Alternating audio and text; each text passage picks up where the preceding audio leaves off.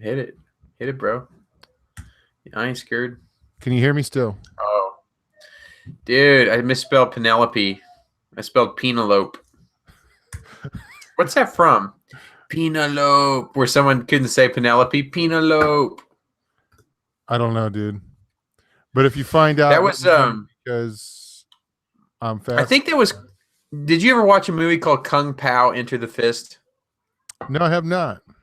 It was one of the greatest movies of all time. I highly recommend it. I heard that. It is.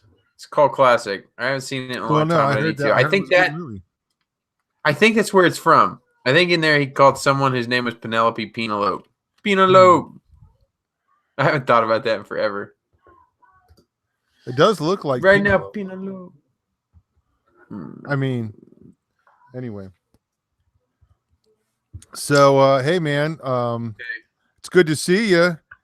I'm glad you had some time off. There's been a few changes Yeah, it looks like it. I'm not an since you've been admin gone. anymore, apparently. I didn't hear what you We're said. on a different channel. I'm just reading the Yeah. comments here. Hey, Plane. Hey, Paula. Hey, who am I missing? Hey, Penelope. Hey, Fired for Truth. Hey, Brian. Hey, Audrey. Wow, Hey, Audrey came all the way over all here 10 from of you. Canada. Yeah, I know, man. Good for her. I What a think she nice felt lady. obligated because she kind of popped in when I was making the Hey, announcement earlier. make her an Like, admin real oh quick. shoot, I didn't know it was going to be about this. Now I'm going to have to watch. Hey, make Fired for Truth an admin. Make Audrey RV an admin. Those are two good ones. Oh yeah. Just in case we get craziness happening in here. They'll add a couple extras. I'm just looking through here. Man, we got 13 people in here.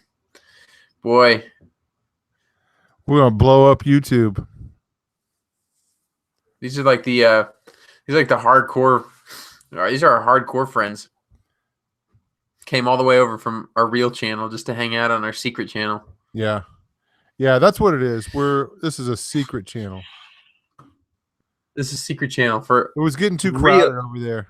for our real friends. Hey, We're tired of the wild speaking of craziness. that, What's if up? anybody knows how to Yeah. help us get our ability back to go live, let us know. That'd I be know great. Yeah. Josh. I think Josh got all of his everything back that he needed back, right? I don't know if the last time I checked, they disabled his ability to even upload videos. Well, I heard That as of changed? last night, everything's cool now. All right, So whatever everybody did for Josh Peck, go do for us. Because Tom and I really should be reading and figuring out how it is you're supposed to help us, but we haven't done that yet because we have other things going on, and the YouTube channel has just never been the priority. It kind of sucks now that it's down because of a stupid Warner Brothers copyright infringement, but it'd be great if you guys could go figure out where you're supposed to send feedback and just send some feedback for us. That'd be fantastic. pretty please and thank you. You guys are awesome. Thank you for the prayers and the support. Hey, dude, I've got some things to tell you that I remember now what I wanted to tell you before we went live. I What? made some executive decisions while you were gone. You ordered new mugs? No, that's Oh, not what I was talking about. I wasn't supposed to say that, was I? Oops, my bad. Dude, remember, were you here like 10 minutes ago? Were you here? When you told me not to talk about the mugs. Yeah.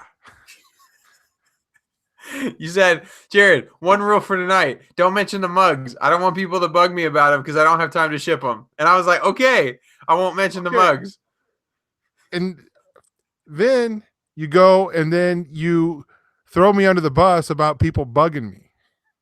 So now I'm the guy that says his listeners bug him. That's awesome. I was just talking about what we talked about. I wasn't talking about the mugs. I didn't say anything about the mugs. I was just talking about what we talked about. Yeah. I talked about how I'm not going to talk about the mugs. Dude. Anyway, enough about the mugs. How'd your week go? It was all right, man.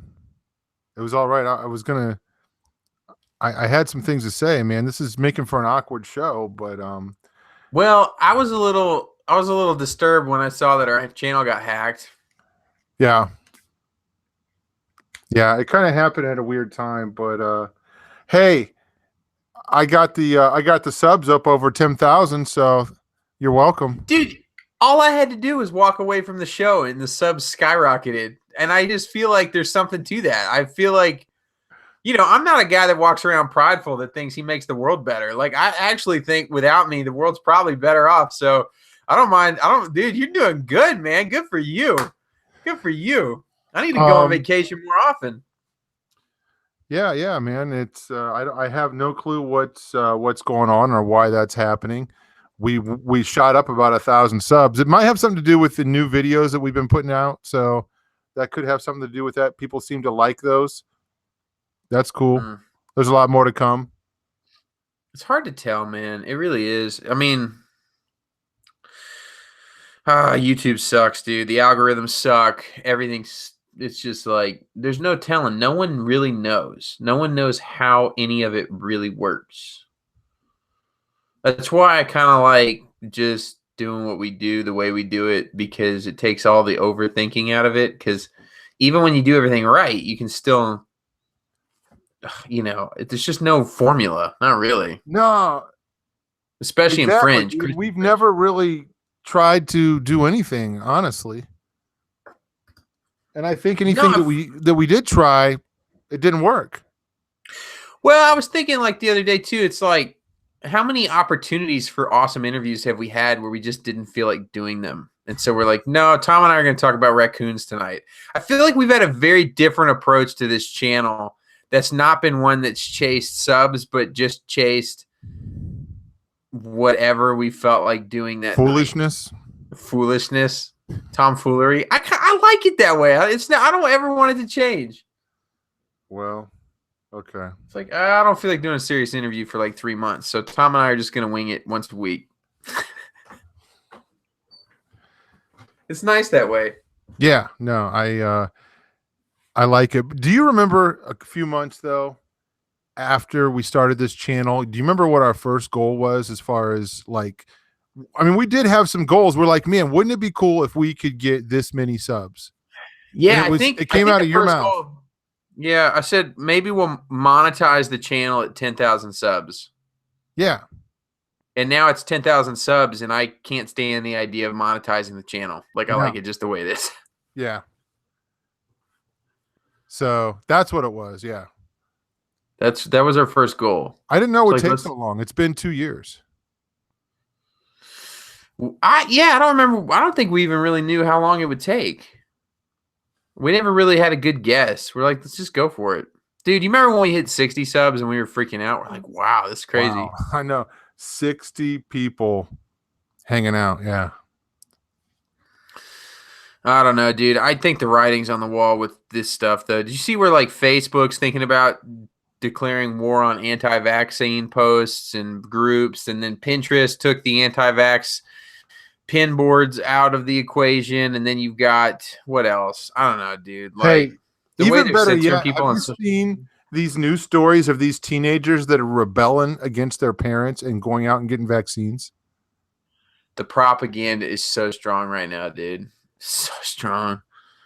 So strong. Do you think that's legit, or do you think it's just a fake news story or some kind of a twisted piece of propaganda? Well, if it's one thing I think they've proven without a doubt, it's that crisis actors exist. And I don't think it's anything to put a stupid 18-year-old kid on camera and just have him say a bunch of crap like that. I mean, I can't prove it, but we've seen it. You can't get past the anomalies with crisis actors. You can't. I never really know exactly what to make of it. I don't think all mass shootings and, I don't think that they're all fake necessarily. I think there are plenty of occasions where people have died, although it's been very difficult sometimes to get through the anomalies and the questions. But one thing has been shown absolutely 100% in my own mind is that you have people at multiple events like this that pop up on the news and talk about the most random stuff. there are people out there that have done a really good job showing how crisis actors exist. What about that dude from Florida that actually showed up in California? Remember that? But he showed up like You a mean that? couple years before he was in that Yeah, shootout. that skinny kid. Yeah. Yeah.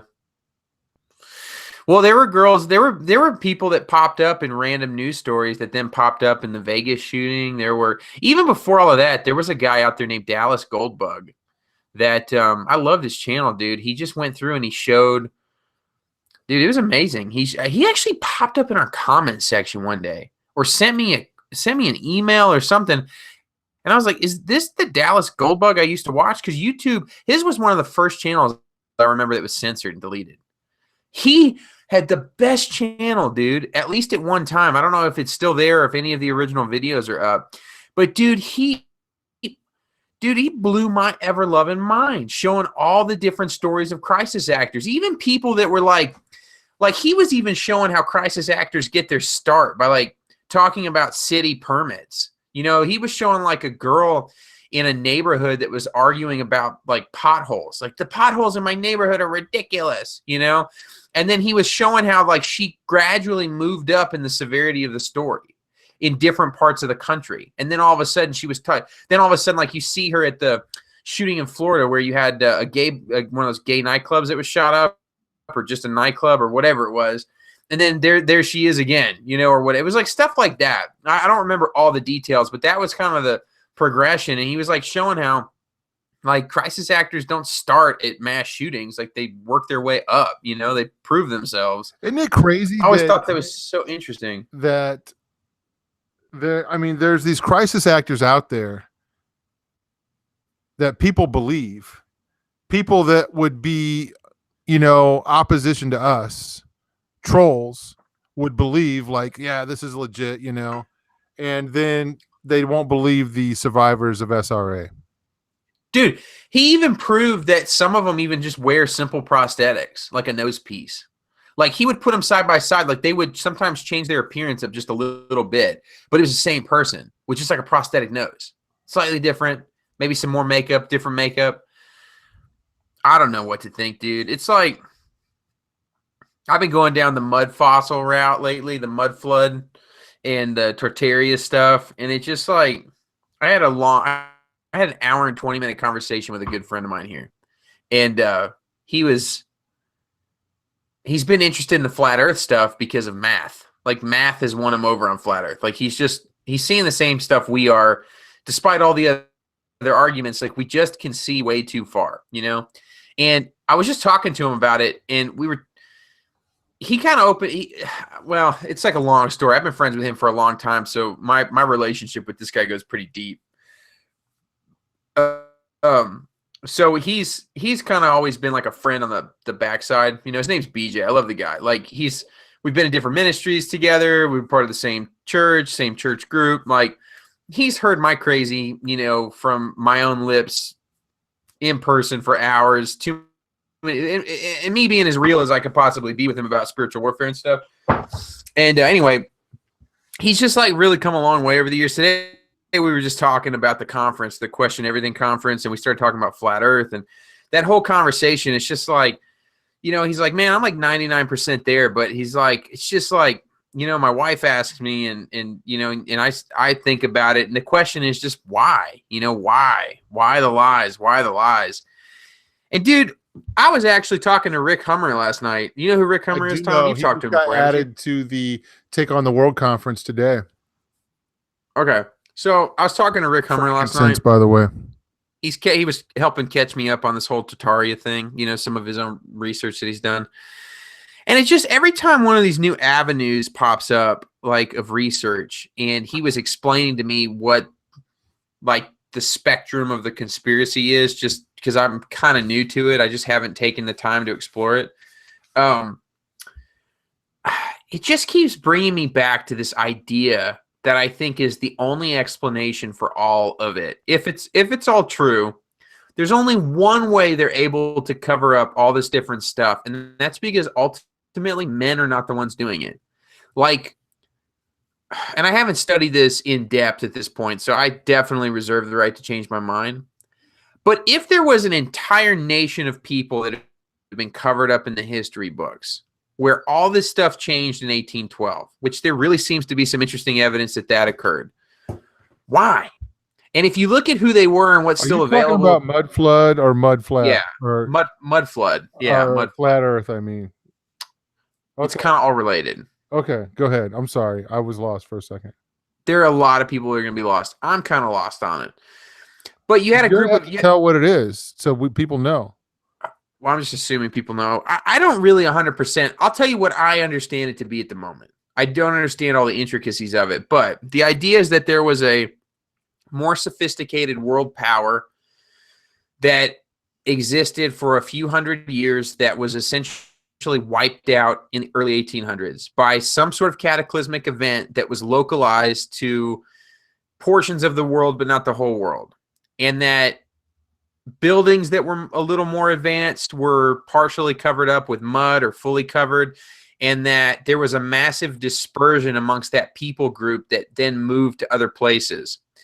That this happened somewhere right around the year 1812 is when this massive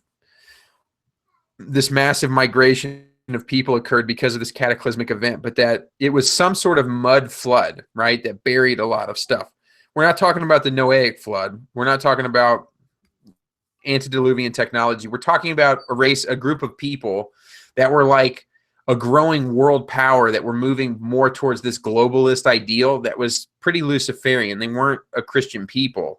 They were an 1800s version of what America is now, is what it seems to be to me. Okay. And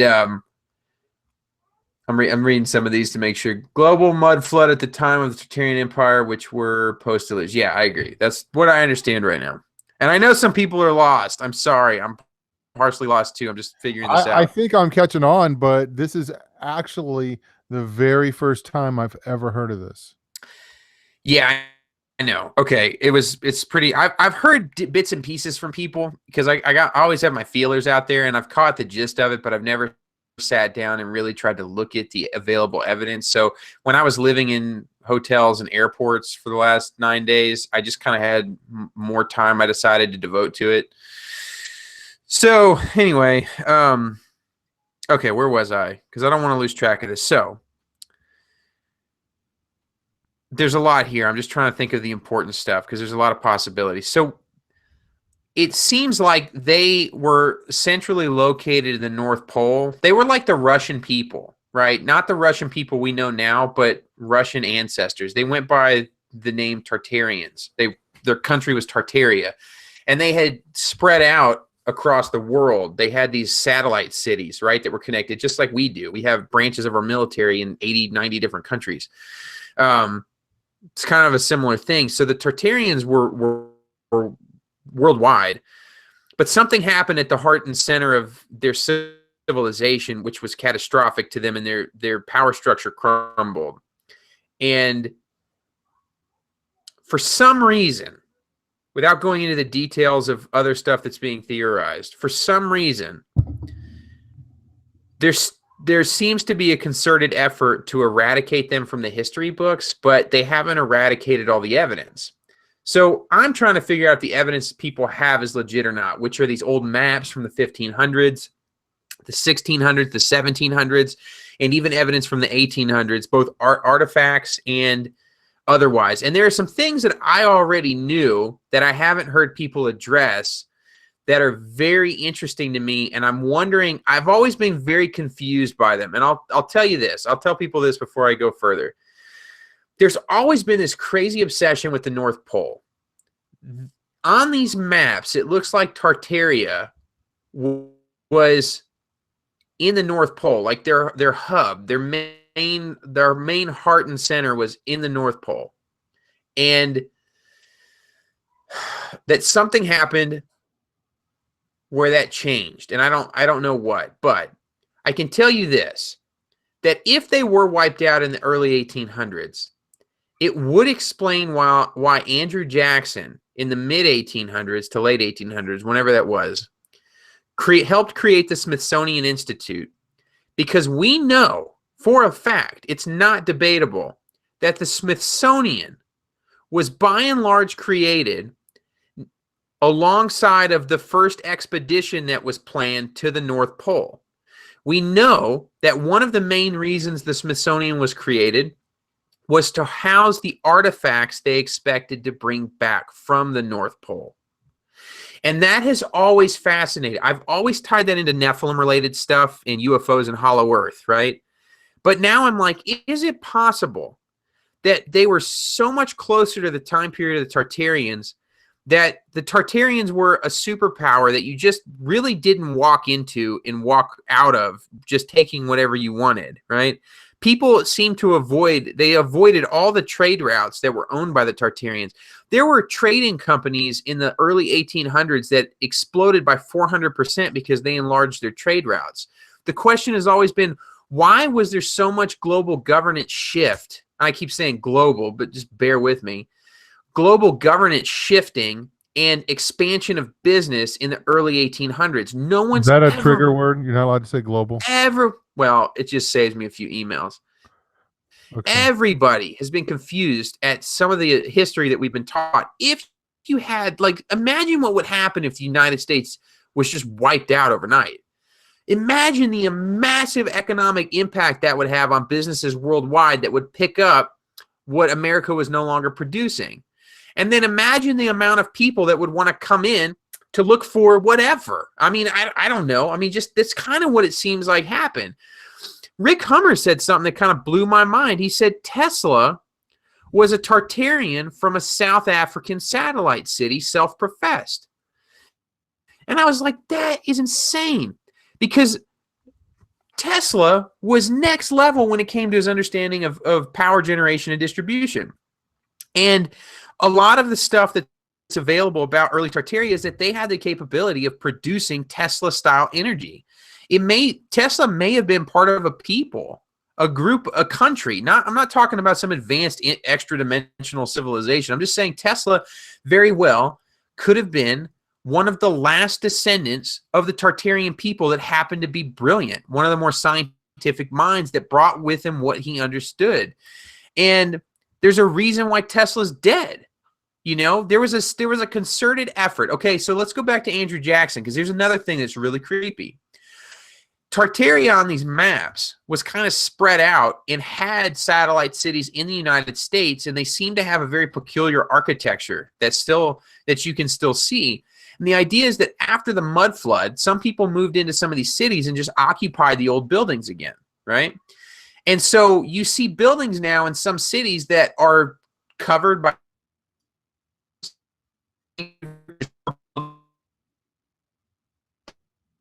some of them. I haven't vetted all of this, but I have seen a lot of pictures that seem to be true. So the idea is that there were these cities that kind of existed that were then empty that we just kind of moved into. And a lot of these cities, dude, that you see on the maps are where major cities are now, like Chicago, around the Great Lakes, and quite a few other places. So I don't know what to do with it, but I do know this, that if they were around for, at least since, I don't know when they would have been, I don't know when their inception was, but we have maps that place them in the Americas, I think, as early as 1500s. I think I saw those maps and talked about.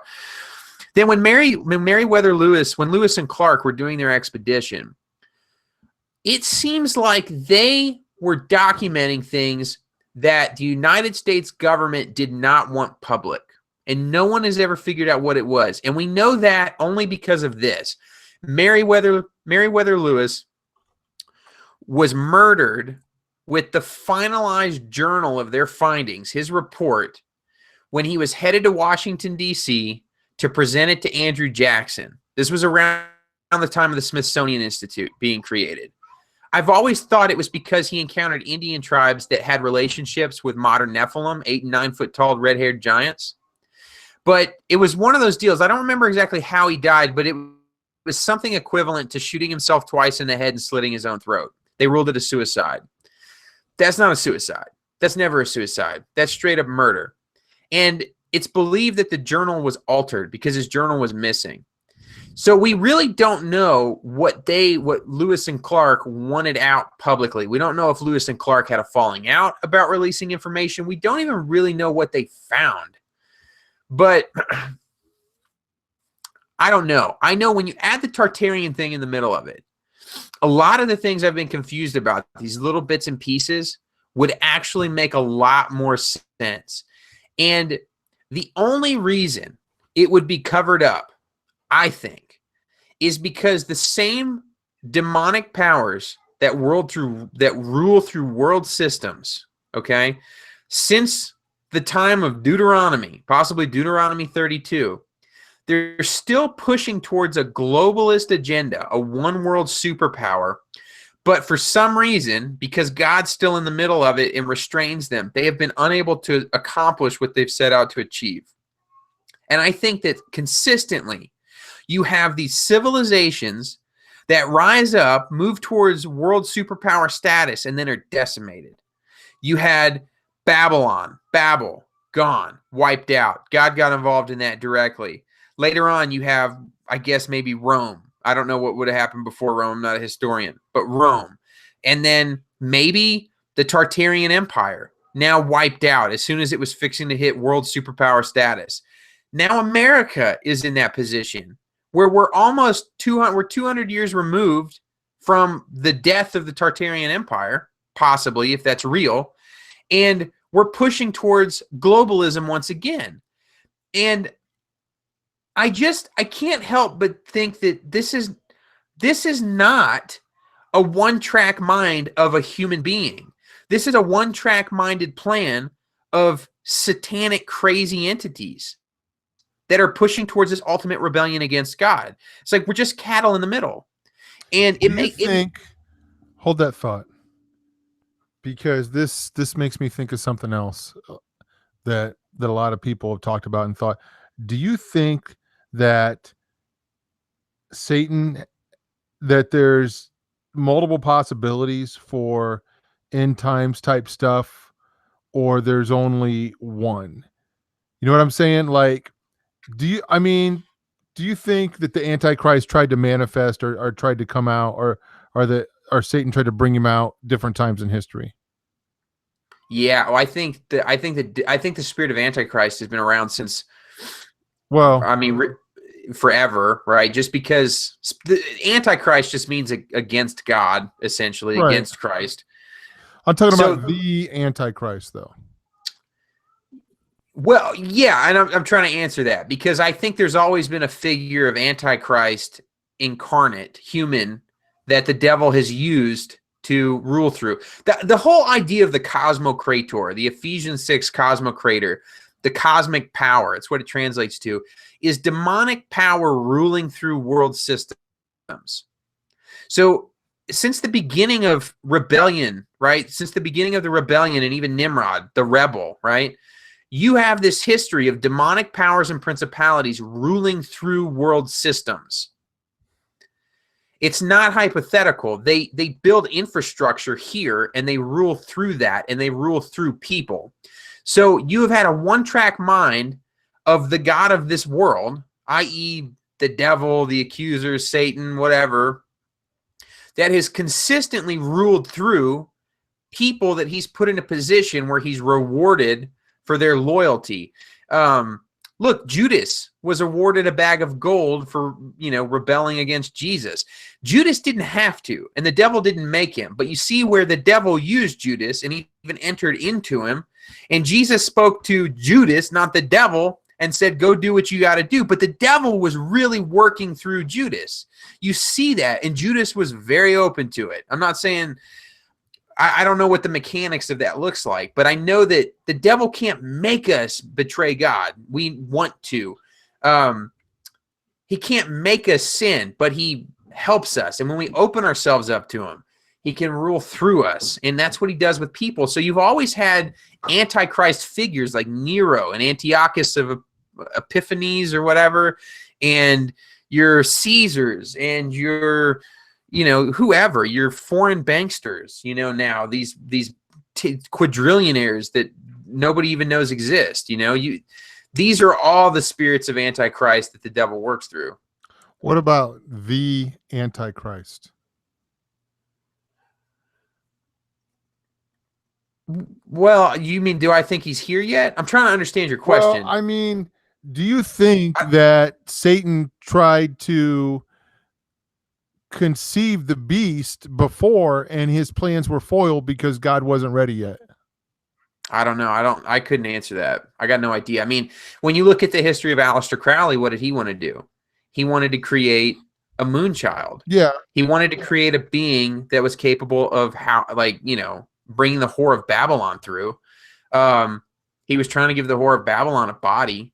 He considered himself the wickedest man in the world and wanted to be he wanted to be Satan's right-hand man. He referred to himself as the wickedest man in the world. He referred to himself as the beast 666, the Antichrist. But he didn't have the political power like somebody like Hitler. No. But I'm not saying that I think Hitler was. My take is I think there's only one capital A Antichrist. But yes, I agree. There are many Antichrists and the Antichrist is spirit. But I'm just giving, No. Yeah, I get. Okay, so like when we look at the New Testament, what does it say? It says that that a lot of this stuff can't happen until the restrainers removed. Second right? Thessalonians, right? Chapter Yeah, 2. I don't know that they even know. They're not. There's something in Ephesians that's very interesting to me, and it's when we're told that I'm paraphrasing here, but that God has built the church to manifest his glory to the powers and principalities above. The church itself is a means by which God reflects his glory and displays his wisdom to the powers and principalities that you and I can't talk to. I think that, here's my take on it. I think we live on a flat circle under a dome. I think the scriptures are clear about that.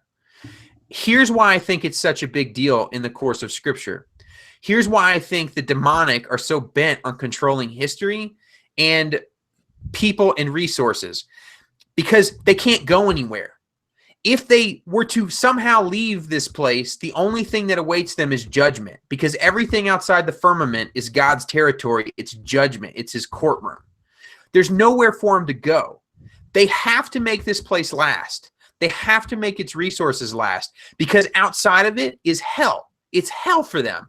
There is no respite for them whatsoever. They have no ability to receive forgiveness. They have no ability to make restitution, and they absolutely hate that. This is the only place that they have, right? And if they don't make it last and work for them, they have absolutely nothing. Yet God consistently foils them with his surprise revivals and movements in the church and the way he saves people that they cannot control. And one thing we know for a fact is that God never allows evil to move unrestrained. Somehow all evil will bring glory and honor to God. So what I'm saying is that the powers and principalities that are in charge are only in charge because God ordained it. You see that in Deuteronomy 32, where the nations were divided according to the number of the sons of God. That's where you see these B'nai Ha-Elohim. They resided as powers and principalities over the other nations that had rejected God. God allowed that to happen. They didn't overthrow him. That's still happening to this day. You still have powers and principalities that rule, but you have two agendas. You have God that's ultimately going to achieve what he wants to achieve, and you have demonic powers and principalities that are inferior in every way, in every aspect to God Almighty. Ephesians 1 tells us that Jesus has been placed above every power and principality. We know that Jesus in his authority is over every ounce of demonic power. Like, there's not a single thing in the demonic world that Jesus doesn't have control over. We're told he resides over it. Like, that's very specific in Ephesians 1. And we're also told later on, I think in Ephesians 3, maybe Ephesians 4. It's in Ephesians. There are only 6 books in Ephesians. That the church itself is a means by which God reflects his glory, displays his wisdom, his manifold wisdom to the powers and principalities. So I think it becomes more apparent to me every day that every ounce of history and reality is somehow being manipulated and governed by demonic powers and principalities that have been put in charge. And I think if this Tartaria thing is real, if they failed once again to enact and bring their plan to a conclusion, They've certainly, they're another couple hundred years into another try with the United States. And I just wonder, because everything is about assaulting the church itself is the only thing that stands in the way from them achieving what they want, specifically because God placed us here. That's what the armor talks about. We stand in the middle of a battlefield and we're unmoved, right? We stand and we extinguish the flaming arrows and we tighten up our belts of truth, and we have our sandals of the gospel of peace, and we have our breastplate of righteousness and our helmet of salvation, and we gird up our loins. And the weapons of our warfare in 2 Corinthians 10 are not of this world, but they're mighty unto God for the pulling down of strongholds. Logismos is the word, which means ideas, philosophies, worldviews. Everything God has equipped us with as Christians has been intended to destroy false philosophies, worldviews, ideas, and to preach the gospel of Jesus Christ, and to stand in the middle of this place despite its warfare and withstand the fury of battle without being moved. In so doing, he displays his own glory and superiority, because there's not a single power or principality in the heavenly, on the demonic side of things, that's capable of moving the church in any direction. But yet they continue to assail it, and they launch their attacks. And so, like, when you look at the possibility of them even trying to control history, like, these guys don't die. Like, they're like fallen angels, dude. They don't die. You know, they're literally carrying out a plan. I honestly think at this point they're trying something new they've never tried. I think they've tried to make us believe in a reality that doesn't exist at the scientific level. I think they've gone after the truth of Scripture in a way that they never have. I think they've tried to undermine the very foundation of belief. They've in postmodernism, even they went after the very foundation of truth. Everything that's been given to us scientifically is 180 degrees opposite from what scriptures say. If the Bible says we came from God because he lovingly handcrafted us, they say we literally came from nothing, that the world came from nothing. It then turns into monkeys and pond scum and all this other craziness, but the core original foundation of creation to them is nothing. If the Bible says that the earth is steadfast and immovable, they literally make it so that the earth could not be moving any more than it is, right? If this Bible say that the sun is the thing that's moving and the earth is the thing stands still, what does science tell us? The earth is the thing that's moving, or they tell us that the earth is the thing that's moving and the sun is the thing that stands still. Like, it never ends. It never ends. They give us 180 degrees opposite from what scripture tells us. And I just can't ignore that. It's a consistent pattern. So I'm a firm believer at this point with what you and I have seen personally, what we know. I don't know about the truth of Tartarian mud flood, but at this point, dude, it would not surprise me if the same demonic powers and principalities that have been trying to develop a world system for the last 5,000 years aren't doing it again and rewriting the history books to steer minds in the particular direction that they want to buy it. Because men are quite simply not the ones that are in control. They're just not. And I don't know what the ultimate conclusion is outside of prophecy. I mean, I know the conclusion is Jesus wins. We as Christians reside with him for eternity, and all of this is done with. But I don't know. What would you do in their shoes? You know, they know that to be the case, but do you just give up or do you go down swinging? Are you talking to me? Yeah. Oh. Like, if you were in their shoes. Yeah. I agree with you what you're saying. Yeah. I just, none of this flatters. Well, let me ask you this. Say, hold on, let me get up here. I got a little bit too comfortable in that chair. So, what do you think? I'm trying to paint a scenario here and get, just get feedback from it. So let me just say it this way. Say tomorrow that flat Earth was exposed, and say all the networks came out and said, guess what? We this is exposed. This has been a cover up, and the Earth is actually flat. What happens? I don't think it's difficult to twist it either way. For instance, they've been telling us it's a globe forever, right? And And you still have these ideas that life was seeded on this planet from aliens, right? Mhm. That they've all constantly tried to steer our idea away from the creator and against the truth of God. I don't think that's going to change if people ultimately believe we live in something else. I think it could even be twisted further. I think that they would paint this place as a petri dish. I think they would paint this place as something that was very large and constructed so that they could design life.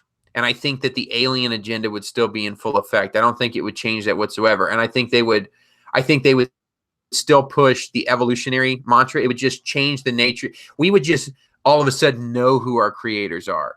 I think that's the ultimate revealing to some extent of this disclosure movement, honestly. So they could use it to their benefit to even maybe pull even, you know, more people away. I mean, do you understand what I'm saying? I mean, obviously, we know the enemy. He can twist anything, and he can use anything to his advantage. He takes God's word, and he can't even quote it right. Yeah, he twists it. We know that. So it wouldn't change. It wouldn't change with this, because here's the thing: you can't, if you're honest with yourself, you cannot find any place in Scripture. When you really do the research in this, dude, you cannot find a single place in Scripture that depicts the earth as anything from start to finish, from Genesis to Revelation, as anything like what they've told us. And that's bothered me. And for the longest time, I just like everybody else, allegory, poetry, doctrine of accommodation. The writers didn't understand. God wasn't concerned with revealing. But I keep coming back to Romans 1, right? That everything that can be made known about God has been made known in his creation. So what? So that men are without excuse. Natural theology is important.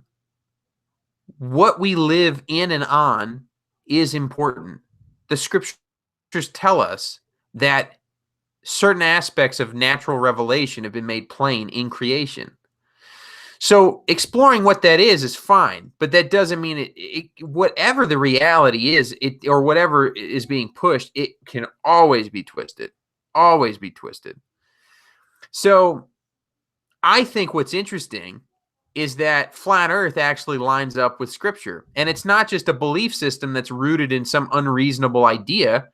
You have people out there spending crazy amounts of money with laser tests, balloon tests, doing mathematic, calculation. Like Nathan Thompson. I met Nathan Thompson for the first time this last weekend. I need to look into this. I hadn't heard this before, but that the world record photograph was taken at 200 miles.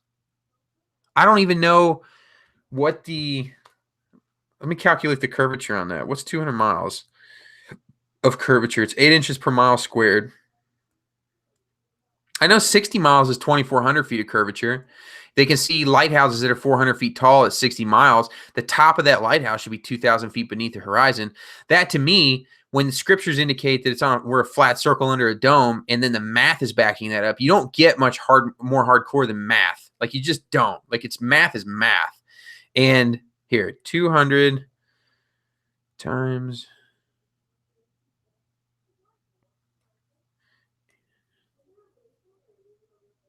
this is dead air, folks. Yeah, who cares? Sorry about this. Website is throughtheblack.com. The main YouTube channel is Through the Black at YouTube. If you do a search over there, I feel like this is Final Jeopardy, and we're waiting on the questions here. No, I figured it out. Okay. Here we go. Hold on. We're holding. Okay, if I'm right, and I could be wrong, that you're looking at 26,667 feet of curvature at 200 miles. There's absolutely no way light bends or images wrap around that much curvature. You look at over 26,000 feet because it's exponential. I think that's right. 26,000 feet. I think that's right.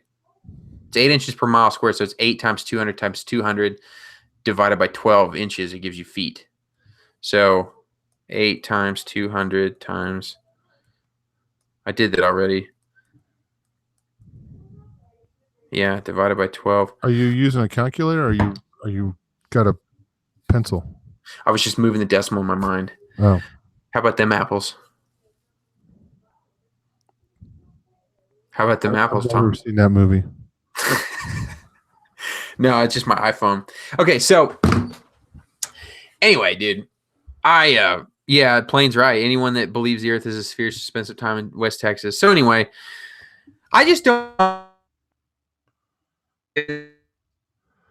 Uh-oh, you're breaking up. Say that again. Say it one more time. Am I breaking up now? No, you're good.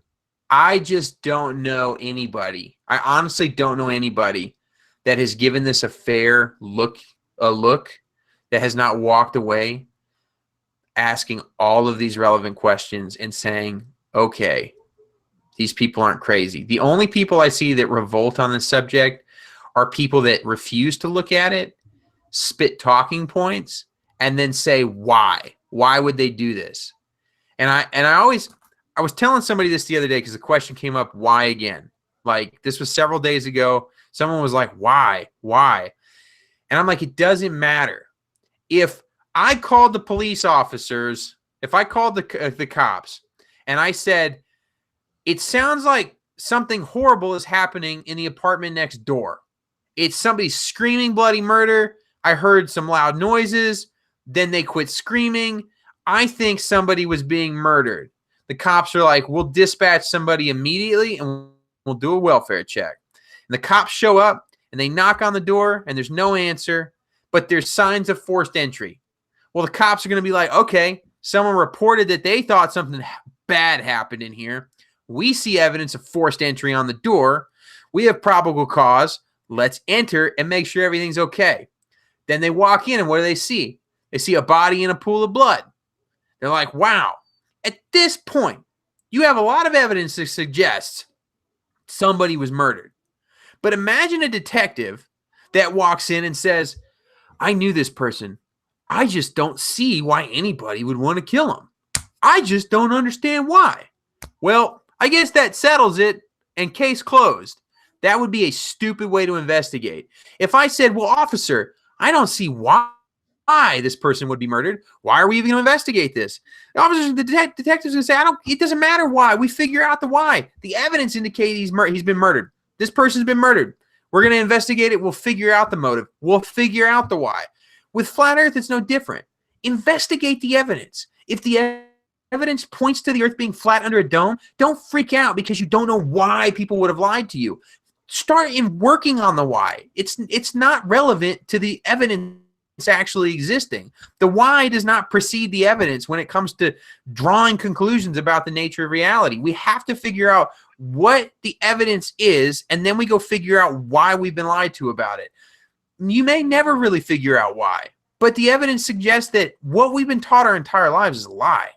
And it just keeps getting worse. And they can't stop it. They can't stop it, not because people are irrational, but because they don't have the evidence on their side.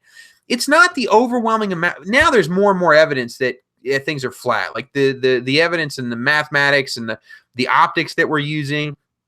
Everything it consistently points to the earth being not what they've told us, that it's flat. But I am more blown away by the lack of evidence from the other side that the earth's a spinning ball. This should have been put to rest the day it started. It should never have picked up. But I don't think they ever could have predicted the type of technology that's at our disposal to be able to do this. Dude, my iPhone has, like, I can just walk around on my cell phone and calculate curvature now. It's a simple formula. And I just don't think they could have predicted it. I can look at something that's 40 miles away and say, okay, that is how tall. Like, I can look it up and say that's how tall. I can look up a building that's 40 miles away and do the math and figure out if I should be able to see that building. And when I consistently do that in West Texas and other places, and Rob Skiba goes and does it on Lake Michigan, and you got people out on the ocean doing it, and people taking $150,000 lasers to other lakes and doing it, and no one's able to find curvature, like, we have a big problem. We have a big problem. A big problem. And the only reason it could be happening is because, whoa, lo and behold, maybe the scripture's given us some clues here too, that the world itself is controlled by crazy, psychotic, demonic superpowers that somehow continue to move forward in this bent on global domination and rebellion against God. To me, I don't think the scriptures could be any more clear that we live in the middle of a war. And there's a war for our minds. There's a war for, it's open rebellion. And I think we're caught in the middle of it. And I don't think God's church is going to, I don't think we can be caught up in it. I actually think the Lord's blessing this movement. I really do. I think it's revealed. I met more people at this last conference who are exploring scripture because of this topic than ever before, because they're like, wow, I think the Bible might actually be something more than what I ever gave it credit for, and I think it's cool, man.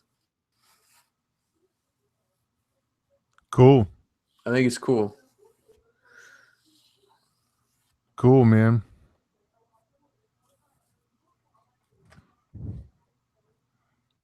Am I supposed to say something now? I just wanted to give it a moment. Oh, I talked a lot just now. I feel like I just talked a lot, and I feel like I stood on a soapbox. Well, I don't know if it's a transition time, because when you transition and you're not ready to transition, then it's awkward, because then we got to go back to where we started from. No, it is totally awkward, but I chalked it up to not my problem because the transition fell on you. So I was able to just sit here and let it be awkward because of you. Well, awkwardness, that's what we do best. So yeah, I agree. I'm okay with awkwardness, but me too. I feel like you get mad at me if I make it awkward. No, it's like the quote from Bane in Batman, right? Like, we were born in it. I mean, we were born in awkwardness. We're of it. Let's not squabble. We just got back together, man. We're of it. Did you miss me? You missed me a little bit. A little bit, dude. It was kind of weird. It was nice and it was weird at the same time. Did you feel like we had a fight and broke up? No, I just felt like we needed space away. Oh, we needed. Okay. See, I didn't get that. I just got really busy. Yeah. Absence makes the heart grow fonder. It's very true. It's very true. It was nice though. It was nice to just watch. You're like my little buddy. It was nice to just watch mud flood videos on my phone and ignore life. I used to be your little buddy, but now you're like my little buddy. I was fat. Did you just make a fat joke? No. Did you just call me fat? What I'm saying is, when we first met, I had just lost a lot of weight, and then I have since gained some of it back, and then we passed each other. You know what I'm saying? Going in different directions. It's true. How much weight have you gained? When you say you've gained some of it back, have you gained all of it back? I don't know, dude. I don't think so, because back when I went to Haiti, dude, I feel like I was pretty heavy. I mean, for me now. So I don't know, but I haven't stepped on a scale in years because I don't do scales. Nobody needs that kind of drama. Yeah, dude. It's just depressing because it's just a number.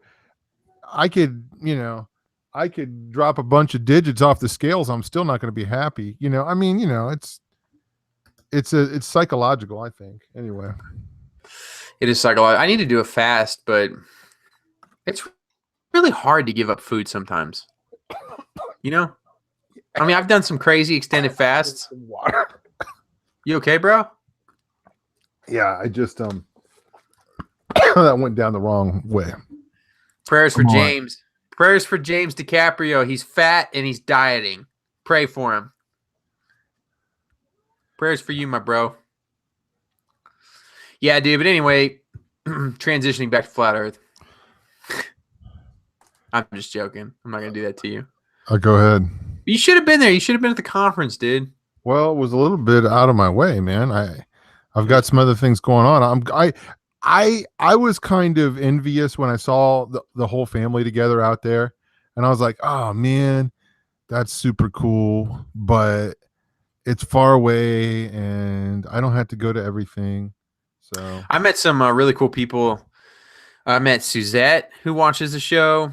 I met a guy named Emmett and his wife Haley. I think I got that right. I hope I got that right. I promised I would remember their names, and I desperately try to. I try to remember names. But I got to meet cool people, man. I got to meet people I've never met, but like I got to meet Patricia Steer, which was cool, and I got to meet Mark Sargent, and I got to meet Nathan Thompson, and I got to meet a guy named Paul Lindenberg. Crystal. Don't forget about Crystal and Jerry. Oh yeah, well I was just talking about flat Earth people for a moment. Oh, I did get to meet Crystal and Jerry, and I got to hang out with Michelle's husband Kevin, and awesome. I was in line at one of the taco trucks, and I was just standing there, and this guy just was super nice and like turned to me. He was like, "Hey, I watch your show," and I was like, "Cool." And then I just followed him around and bugged him. I was like, at that point, I was just like, I followed them to their table and I ate with them. I probably got on their nerves, but it was fun.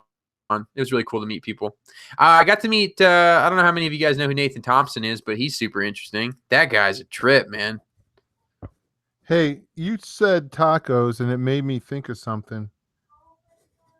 Maybe this is it. There was like a story recently, Taco Bell in the news. Man, dog survived 5 days in Oregon snow on Taco Bell fire sauce, saves lives. So I don't like the sauce though. I don't really eat Taco Bell. I thought that was newsworthy. I'm sorry. Hey, I did take my wife on a fancy date to Del Taco in Beverly Hills. I did see that. That was in Beverly Hills, bro. Yeah, lucky her. Dude, she was so lucky. It was actually a really nice. It was just on the outskirts of Beverly Hills. It was an interesting experience. My burrito had French fries in it. Did you know they did burritos with French fries? I know they have French fries there at the Del Taco. I know you knew that. That was one of your primary reasons for liking Del Taco. But well, milkshakes too. But this had steak and guacamole and cheese and like pico and then like a bunch of French fries. Dude, I'm not lying. Nathan Reynolds and I, when we were on a secret. Sorry, Nate Wolf. I forgot to mention you too. It was great to hang with you, buddy. We had some Del Taco on our secret mission. I saw that. I went to the San Diego Zoo with Emily and Nathan Reynolds. Really? Mm-hmm. That's cool. Do you know that the TV show Three's Company was based in San Diego? Nope, did not know that. You ever watch that show? Yeah, a few episodes. It was never my thing. It was always old and outdated. I grew up on that show. Yeah, but you're also old and outdated. I went to dinner at Emily's house. That's cool, right? Just like you did. You went to her house? Yeah. That's sweet. Yeah, I did. I've been there. Yeah, I know. She even showed me the taco platter, the multi-container bowl that you mentioned in your video that had all the taco stuff in it. Yeah. Yeah, I got to see that. It was just full of other things, like avocado and stuff. She's got a lemon tree in her backyard. Yeah, Michelle gave me some lemons. Dude, Michelle's super sweet, dude. She bought us like everything, every snack at Costco. She got us like regular snacks, and then she got us keto snacks. Does Michelle have a lemon tree? She has a lemon tree because she gave us fresh lemons. She said they were from her lemon tree. Okay. It was really nice of her. So like I had all these snacks, and then okay. So I got to tell you this, dude. I went to Disneyland after the conference. All right. I had 3-day passes. Is this a confession or go ahead? No, this is not a confession, dude. Check this out. I know I'm going to be judged by lots of people for going to Disney, but I don't care. Save your emails. Here's the deal. Had 3-day passes. We were going to book hotels there. I have friends whose family works for Disney. They have timeshares at Disney. They themselves have worked for Disney, and they're part of these Disney clubs. They're Disney professionals. When it comes to working the Disney system, no one knows how to get stuff from Disney more than these people. They said, let's go. We want to go to Disney. One of them was going to come to the conference with me, but he couldn't make it off of work. He works in a hospital.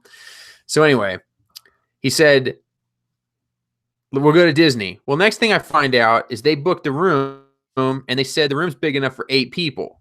They're like, so you just stay with us. I'm like, wow, that's awesome. I don't have to book hotel rooms at Disney because those are usually really expensive. So I get to Disney, bro. Our room is 2,400 square feet.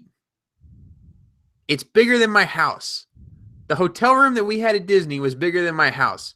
It was at the California Grand Lodge. I had private access to the parks. I had a 2,400 square foot apartment to live in at Disney for 2.5 days that I didn't have to pay a dime for.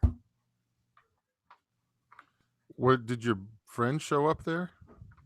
Yeah, they did. They came and hung out. We hung out for 2 days and then went home. I didn't know if you had it all yourself or what. No, dude. It was crazy. It was amazing. You could sit in the front room. It had like 16, dude, it had like 16-foot ceilings. You could sit in the front room and watch the fireworks out the window. You didn't even have to be down with the peasants. You could sit on your private balcony, watch the fireworks. You could go out onto another balcony and watch the colorful light show.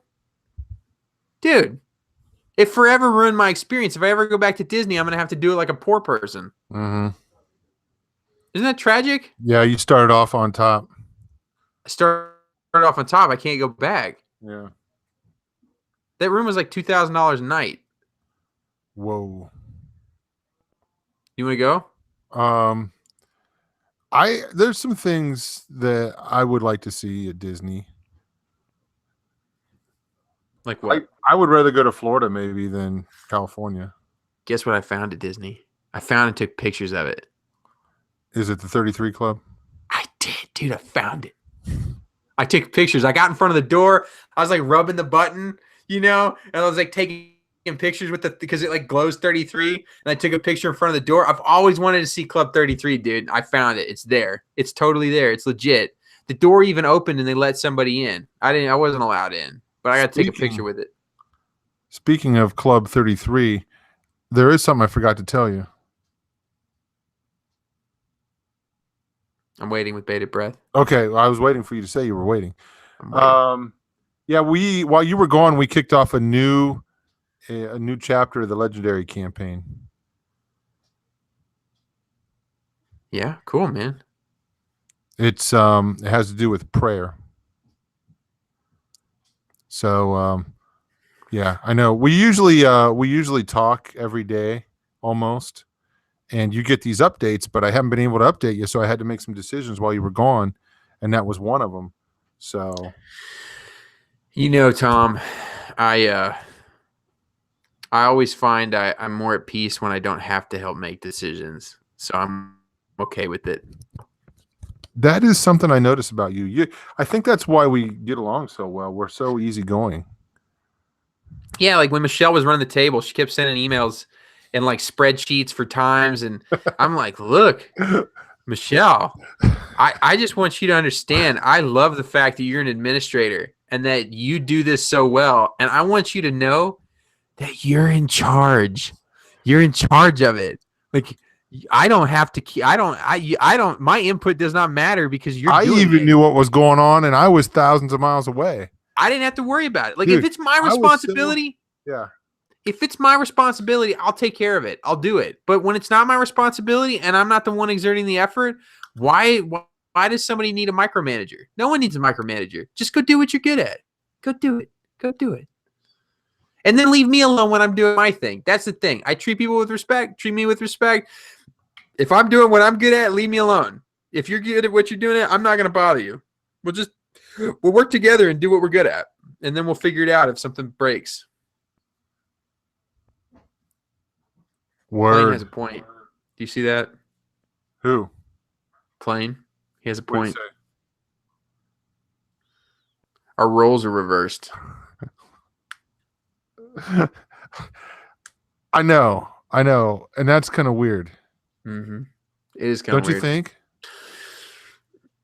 I don't know, dude. Yeah. I changed it up when I decided to get a haircut, And then like when I had my head buzzed, I liked to wear beanies a lot more. And I wore them for years and years and years. But then I got my hair cut and I don't know. I wear beanies all the time still, but just not all the time. Yeah. It was kind of weird kind of bizarre. It was kind of weird to start this show in the middle of a beanie trend in my own life. Because then I felt like I was kind of married to it because everyone started talking about it. And I was like, oh, I guess it's kind of like my thing. And it kind of was. And then one day I quit wearing it. And it was like a big deal. Well, people used to make fun of you for it, though. They Yeah. they called you Fred Durst. Limp Biscuit wannabe. Yeah, those were the nice things they said. Those were the nice things. I wish people just stuck to those things. And what's funny is I pulled up a picture of Fred Durst, and you did look a lot like him because you have that Fred Durst goatee still Dude, going on. you want to hear a first for me when it comes to somebody thinking I look like somebody else? Yes. I wore a flat earth pin on my Through the Black beanie at Disney, right? And it was the same day Robbie Davidson and Nathan Thompson were out there doing their flat smacking thing at Disney, downtown Disney. And I was wearing my flat earth pin that Nathan gave me, and I took a picture of it and put it on Facebook. And someone was like, "You look like Bradley Cooper in this photo." And I was like, wow, I don't think that's true, but that's nice. I mean, he's a good-looking guy, right? Is Bradley Cooper a good-looking guy? I think I know who that is, but I'm not sure.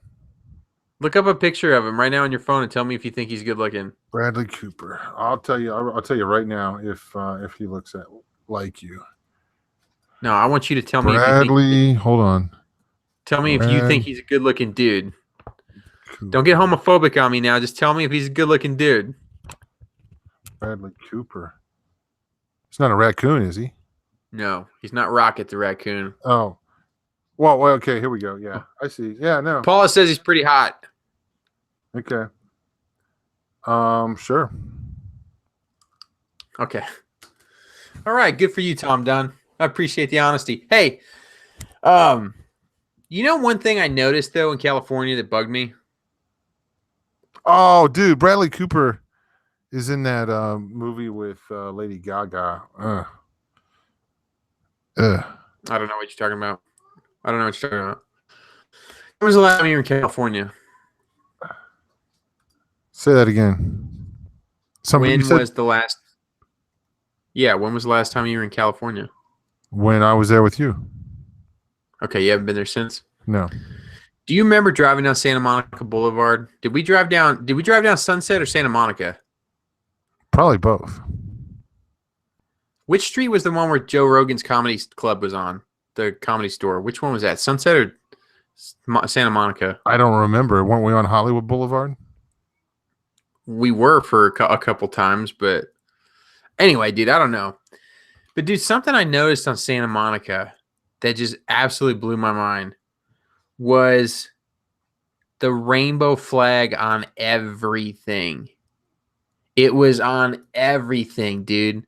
They painted benches rainbows and bars rainbows and rainbow flags hanging everywhere. And when you went to Disney, they had Mickey Mouse ears that were rainbow. And dude, it was yes, dude. It was such a different world. I saw that, but I thought those were like custom made. I can honestly see why people in LA think that they represent the rest of the world. Because if you walk around in that environment all the time, you honestly start to buy the hype of your own echo chamber.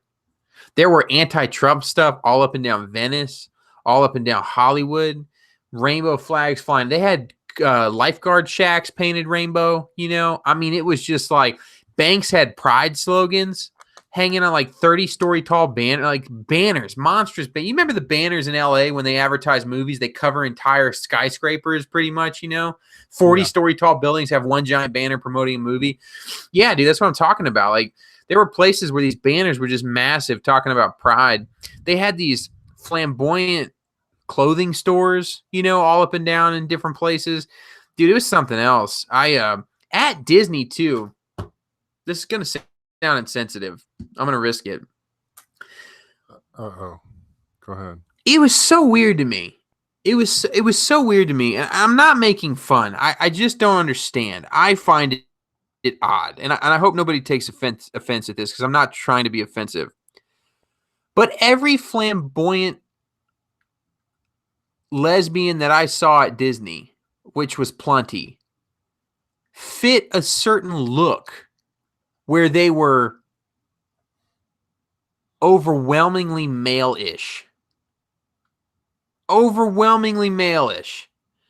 Half of them were so fat that they were in scooters. And they were all wearing rainbow everything, decking out their scooter with rainbow stuff. And it was like looking at a gay race of Wally people. I noticed it so many times that I finally started asking people around me, am I the only one noticing a pattern here at Disney? What is happening? And then I remember a presentation I saw about toxic plasmosis, parasites, gut health, cats, all these things related to some of this stuff, dude. I don't understand why everybody I was looking at looked like they fit the same description. It was very bizarre. People are supposed to be unique. And what I was looking at there was the most flamboyant representatives of that group seemed to all fit the same pattern and look. And it was very bizarre to me. It was like, are they all suffering from the same physiological problem? Are they all suffering from some sort of ailment? Is there some sort of hidden issue that leads to some of this behavior? I don't know, dude. I'm rambling. But I'm telling you, it was weird. I think we should take the rainbow back. What if we started flying rainbow flags? Initially, they're going to think you're gay. I know, but I'm not.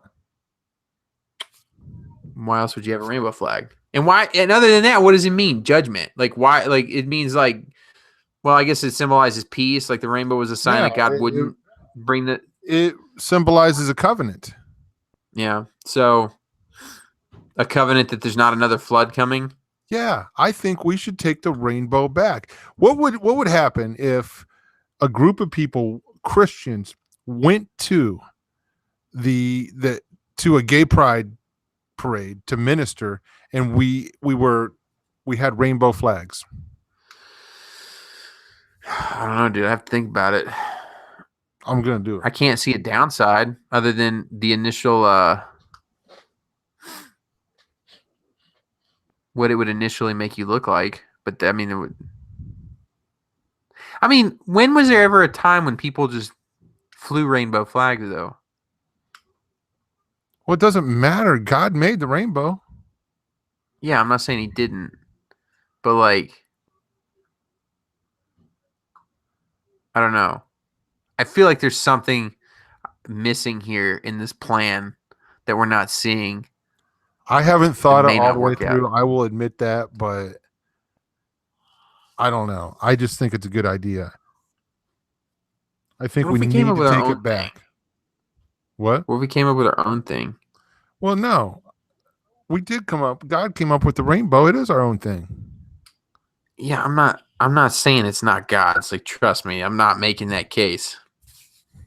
I'm just thinking about a strategy that works in dealing with people, you know? Dude. You know, like I just wonder, would it achieve the desired result, or would we find ourselves encountering more difficult problems we did not foresee? That's my question. Is what are the unintended consequences or misconceptions that come with, yeah, why can't we just a purple like a rainbow elephant on a flag? I don't think it can go wrong, honestly. I mean, what's the worst they can say? Hey, you're gay. Okay, I'm not. So what? Yeah, that's true. I mean, why would I be afraid to wear a rainbow or fly a rainbow flag when my God created the rainbow? I just keep coming back to these things in my youth where certain things were just gay. You're like, dude, that's gay. Like, if somebody wore clothes that were stupid, you're like, bro, that's gay. You look gay. Like, you know, we would use that all the time. Still do. Like, I still do. Like, if someone gives me a hug too long, I'm like, dude, that's gay. And I just feel like if I saw you wearing a rainbow, my old patterns are going to come out. And I was like, dude, that's so gay. Please take the rainbow off. I don't know. I don't know. You're probably right. I'm probably left field here. No, yeah, I don't know. It's not very fashionable, I don't think. I just don't like the rainbow. I don't like it. I don't like the color yellow. I don't like the color red. Really? You don't like the color yellow? Not really. Uh-oh. Yeah, I don't want to. I mean, I don't want to talk about the mugs anymore, but I don't want to give anything away about them. But Let me say this. Let me say this. I like yellow on some things, like the mugs. I thought they looked great, but I don't want to talk about the mugs. But when it comes to like clothes, you're not gonna find me wearing like yellow pants. I got some yellow shirts. I got about 2 of them. Shirts are different than pants. You're not gonna see me with like a yellow couch I mean, or yellow pants. artwork. Do they even make yellow pants? You're not gonna see me like yellow artwork. Yeah, they make yellow. You don't have yellow pants? You've never had a pair of yellow pants? No. Like Adidas pants or windbreakers? No. Yeah, they exist. They're ugly. I lean more towards the dark colors. But see, I like yellow like as highlights, like here in this little square. That reminds me of the mugs where you have this picture of an elephant in a square. That you just pointed to. Is that where you got that idea from? I see a pattern there. Oh, okay. But I don't want to talk about the mugs. No. Tom, I'm going to be in Dallas. Bring a mug for me and give me some swag I can use to promote you in Dallas at other conferences. I'll pay you for the mug. You're breaking the rule, Audrey. We're not talking about the mugs. So I don't know what you're talking about, but there are no mugs. Oh, my goodness. Thanks for throwing me under the bus, Audrey. Audrey broke the story. Did you see that? Yeah, I mean, I could, yeah, we'll have to figure it out because, the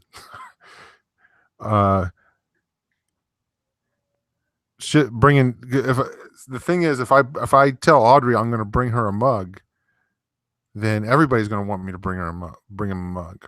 Well, there are no mugs. I mean, no mugs I can't put my suitcase. You know, I can't check my bag and trust the mug to be in one piece. Anyway. What are you talking about? What mugs? I'm so confused right now. Oh, dude. What are you talking about? Okay. Raise your hand. Does anybody want me to go to the trouble of uploading this show to the other channel, or can we just leave it here? I mean, is anybody going to watch it? Honestly? I don't know. I'm so confused. If I just cut to this part, maybe we got to cut all that mud flood stuff out. Oh, dude. I mean, the stuff that was all right, but even a little bit before the mud flood, it was not a lot of energy going on there. Oh, yeah, man. I feel like I really screwed up. I feel like I said stuff I shouldn't say. I feel like what we weren't supposed to talk about is all anybody's talking about right now in the chat room. And you know, I'll take the blame. What's funny is I'll take the blame for it. I just like maybe if I would have not said anything, you probably wouldn't have mentioned it. Maybe. Tom, I can assure you that is absolutely true. That if it hadn't been for the 3-second conversation prior to going live saying, hey, by the way, whatever you do not talk about the mugs. I don't have time to deal with the stress of shipping them and dealing with people wanting them. I don't have time for that right now. Like, if you hadn't told me that, I don't think I would have thought about it. And then I was just like, that's all I could think about were the mugs. I was like, mugs. Should I show, like... Don't think about the mugs. Don't talk about the mugs. The mugs. The mugs. The mugs. I wonder if... Let me try something here. This may not work. Yeah, it's not going to work. Maybe it will. I was going to show the hold on. Here we go. I'm starting to get tired. I'm starting to get bored. Oh, what happened? It's backwards. It's because your images are flipped. What happened? Flip it and reverse it. Oh, yeah, it's just how it works when you share stuff. There we go. Okay. That's I mean, it's too late now. So there it is. Can you show me the other image of the back? Yeah, hold on.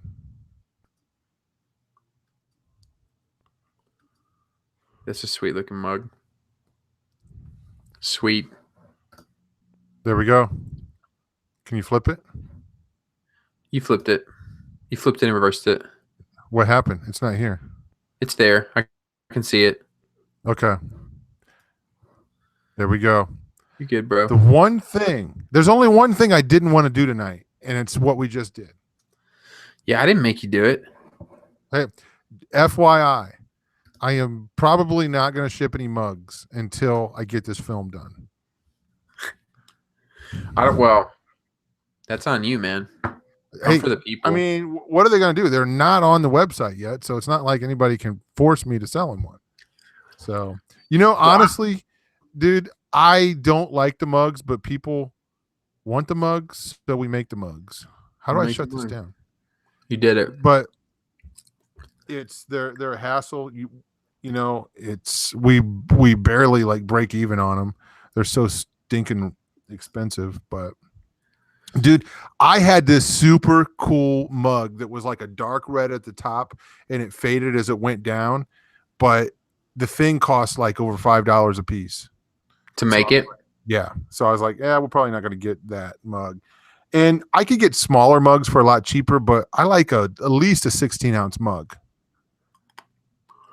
I agree. And I do. If I'm going to do a 16-ounce mug for me, I'm going to do it for everybody else too, right? I want a purple Tesco one. Well, can we do purple next? No. I think Paul's got a good idea. Purple and black. I don't know what the next color is going to be, but I will make that decision. It's purple. Nope. Purple. We'll have a vote. Purple may not show up good on black. Well, you're just not doing the right shade of purple. Paula, next time Tom and I vote on the color, you get to be a part of the vote. That way we can assure that it's 2-1. Are you in? You down? Somebody says sell it for $10. Yeah. That's kind of expensive to sell a mug, but we might end up doing that. So done mugs. If you're going to be in Wisconsin this weekend, that's a good place to buy a mug. Because I'm going to be at the Christian Ministry Expo and Conference by Wisconsin Christian News. At the end of the month, I'm going to be in Dallas with or without a mug for Audrey. You definitely, there are no mugs to give Audrey. You probably won't get a mug. We don't want a lot of people asking questions, so don't get your hopes up. Just saying. Okay. Is this show dead yet? Can I go watch TV? It's dead. It's been dead for a while. Yeah. Can you just let me put me. We went a long time, guys. This may not get uploaded to the other channel tonight. Not that anybody here is going to watch it again, but just make it a chill session and upload it. Don't be a baby. Okay. Don't ruin my reunion. Don't ruin our reunion. Our reunion was ruined. As soon as I clicked the start broadcast button. Oh. All right. Audrey, I may be coming to Canada to see you. And other Canadians. If you're Canadian, I'm going to try to just keep in mind, I might be coming to see you. So look for more information on that. Yeah, dude. That's pretty cool. Yeah. Oh, wait. Am I not supposed to talk about that?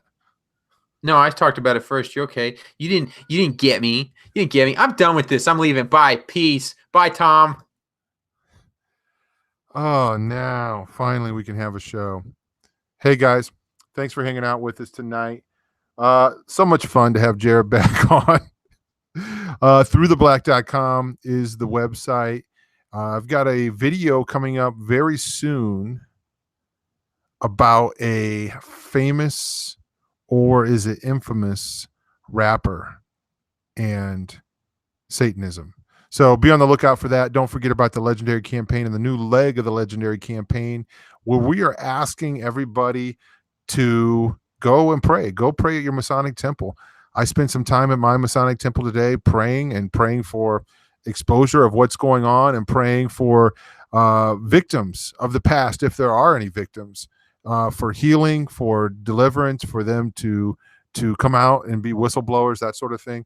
So I'm really distracted with other things that I'm doing, going to conferences, going to Wisconsin, and finishing up this film. But this is an ongoing thing. So if you want to make a video about the Legendary Campaign and how you're out praying at a Masonic temple, praying at your government building, praying at a ritual site, hey, go for it, guys. And if it works out, I'll rip it and put it on the channel if you allow me to. So would love to do some of that stuff. But God bless you guys. We will see you next time. Okay, bye.